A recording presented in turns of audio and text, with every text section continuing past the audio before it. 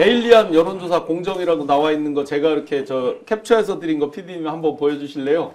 화면에 그 중도층 무당파라고 지금 요거 보시면 이게 데일리안에서 이제 발표를 하고 여론조사 공정이라는 곳에서 한 건데 진짜 공정한 건지 불공정한 건지는 잘 모르겠습니다만 여기서 여러분들께서 절대로 현혹되면 안 되는 단어가 한 단어가 있습니다. 그냥 제 얼굴 가리고 큰 화면으로 한번 보여주세요. 그 보시면 3자 대결 시 무당층서 이재명 30일, 홍준표 20일, 이준석 9 이런 식으로 돼 있잖아요. 여기서 무당층이라고 표현하고 있잖아요. 그럼 데이터를 많이 다루고 이 선관위 사이트에 들어가서 보시면 무당층이라고 묻는 것과 무당층 이퀄 중도층이 아니잖아요. 당연하죠. 중도층이라고 묻는 것과 무당층은 완전히 다른데 이들은 그렇게 일반적으로 중도층, 무당층이 같은 것처럼 해서 일부러 현혹시키기 위해서 저렇게 합니다. 단적으로 중도층과 무당층이 왜 다르냐? 중도층은요 투표하러 가는 확률이 높아요. 무당층은 투표하러 안 갑니다. 상대적으로. 무속층은 아니죠. 그 무당인가? 그런가 본데요. 이렇게 무당층 그 오류가 분명히 있다. 저 페이크에 속지 마시라는 거. 저걸 왜 했느냐? 아까 그 두 번째 칸에 보시면 한덕 무당층에서 거의 붙었다.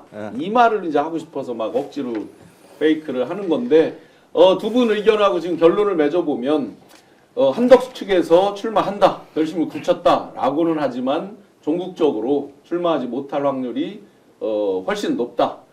사실은 제 의견이 그렇습니다. 4월 말에 미국을 방문할 예정으로 긴박하게 움직이고 있다는 첩보가 있습니다. 미국에 가서 트럼프 등등과 통상에 대해서 도장을 땅땅땅 찍고 오려고 그런다. 그러니까 민주당에서 이미 김민석 수석최고께서 1인 시위를 하잖아요. 네. 그거 하지 마라 등등등. 새로운 정부가 들어올 때까지 이건 맞습니다. 하면 안 된다. 네. 맞는 거죠. 네, 그렇습니다. 이제 대행이 네. 그걸 한다는 게 말이 안 되는 거죠. 네, 어쩌면 뭐 미국 가서 성과나 건져 와서 네. 5월 4일 전에 사퇴하고 짜잔 이렇게 등단하겠다라고 생각하고 있을지 모르겠는데 그럼 정말 을사오적입니다. 그렇죠. 네, 나라 이익을 다 팔아먹는 거고요. 절대 그렇게 졸속 협상해서 얼마나 졸속이겠어요. 그렇습니다. 지금. 이건 뭐 한두 1, 2조의 문제가 아니에요. 네. 어마어마한 대한민국의 부를 팔아먹는 매국 행위가 되는 겁니다. 네, 이제까지 이제 대한민국의 과거 이야기를 한 셈입니다. 흑백 텔레비전 과거에 매몰되어 있는 기승전 이재명 뒷다리만 잡는 국민의힘 그리고 한덕수 이야기를 무려 1시간이나 해서 지금 목이 아프려고 그럽니다.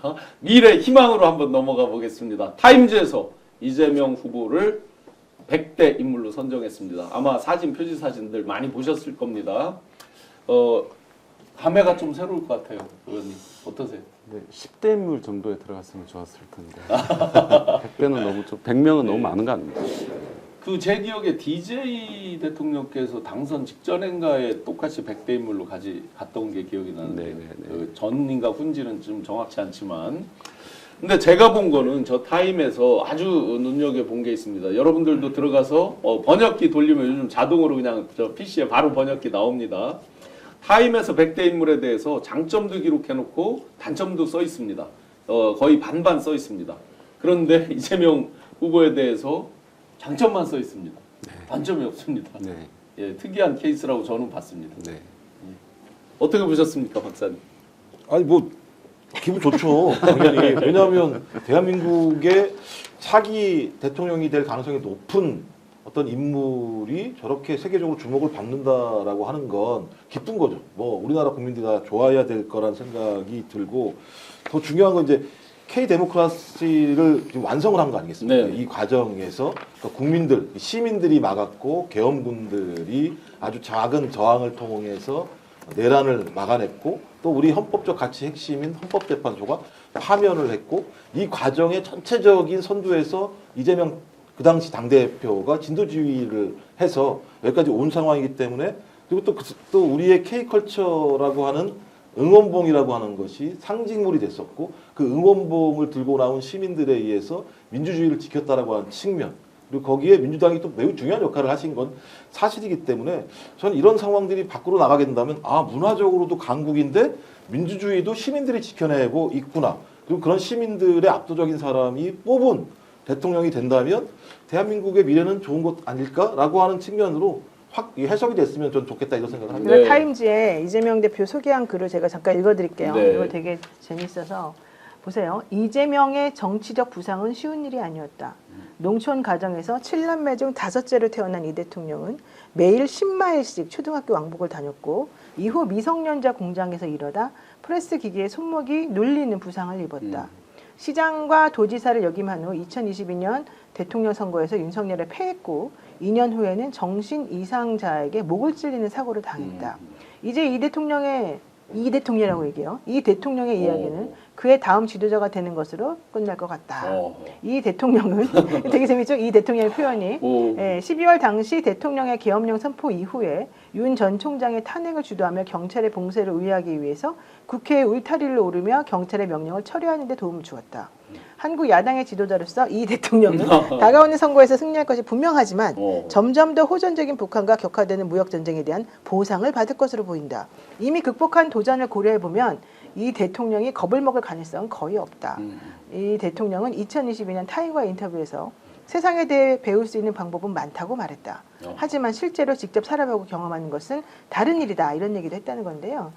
실제 이거는 이제 번역기를 돌려가지고 이재명 대표에 대한 소개글을 쓴 거라 뭐 정확하다고 할 수는 없습니다만 어쨌든 중요한 건 프레지던트 리라고 하는 얘기를 쓰면서 지금 이렇게 이 사람에 대해서 정확하게 이미 극복한 그동안 도전의 역사를 볼 때 이 대통령이 겁을 먹을 가능성은 없다. 결국은 이 사람이 당선되는 건 확실하다. 이렇게 얘기했다는 게 좀 놀랍다고 봅니다. 저 번역기 회사 어딘지요? 저기를 방문하셔야 돼요.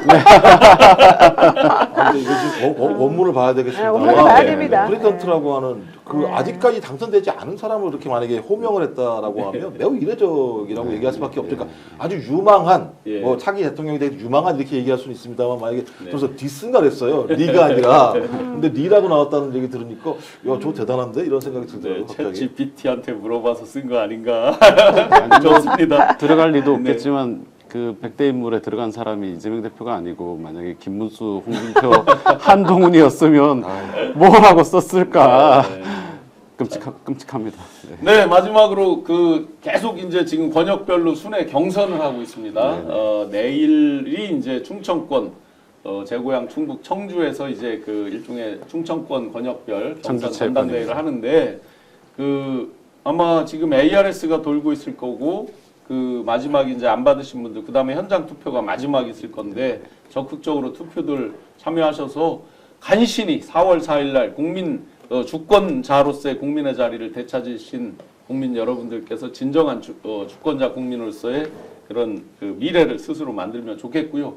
오늘 보니까 고향 부산이시죠? 네네 맞습니다. 부산으로 해양 수도를 부산을 해양 수도로 만들겠다 이런 공약이 있던데요. 네네. 해수부를 이전한다. 어떻게 보셨습니까? 사실 뭐 서울 경기를 제외하고 대한민국의 지방 상황이 사실은 굉장히 좋지 않습니다. 인구가 줄어들지 않는 곳이 없고 제2도시라는 부산도 별칭이 노인과 바다 뭐 또 다른 별칭이 있는데 노인과 아파트 뭐 이런 별칭이 있을 정도로 맞아요. 굉장히 슬픈 그런 경제 상황인데 해양 수도 만드는 거 제가 이거 왜 생각을 미리 못했을까 아마 오랜 고심 끝에 나온 것 같고요. 앞으로 대한민국 경제의 활로를 이미 북극 항로를 통해서 우리가 새로운 활로를 찾을 수 있다. 부산을 국제적인 글로벌 허브, 물류 허브로 만들겠다 이런 구상을 밝히신 적이 있으시지 않습니까? 당연히 해양수산부 부산으로 이전하는 거 타당하다고 생각을 하고요. 추가적으로 여기에 산업 전환이라든지 이런 뭐 그린을 위해서 저희가 뭐 추가적인 금융회사의 설립, 부산 지역 또 동남권에 특화된 금융회사의 설립 등도 원래 저 금융노조 위원장을 하셨잖아요. 네네네. 후원 계좌 혹시 없으세요? 후원 계좌 네. 뭐. 저 해양 수도로 부산을 만드는 네. 그런 아주 큰 역할을 해주십사 해서 같이 후원도 하고 그렇게 많이 해주시면 좋겠습니다. 예, 그렇게 하겠습니다. 네, 이제 대한민국이 과거에서 미래로 가는 그 첫 단추 시발점에 우리가 모두가 함께 서 있습니다. 그 과거에서 미래로 가는 그 주인공 바로 지금 이 방송을 시청해 주시고 계신 우리 민주시민 여러분들께서 스스로 주인공이 되실 거라 믿습니다. 오늘 방송 어떠셨습니까? 마음에 들었다면 구독, 좋아요로 스픽스를 응원해 주십시오. 여러분들의 구독, 좋아요는 가장 큰 힘이 됩니다. 스픽스 구독, 좋아요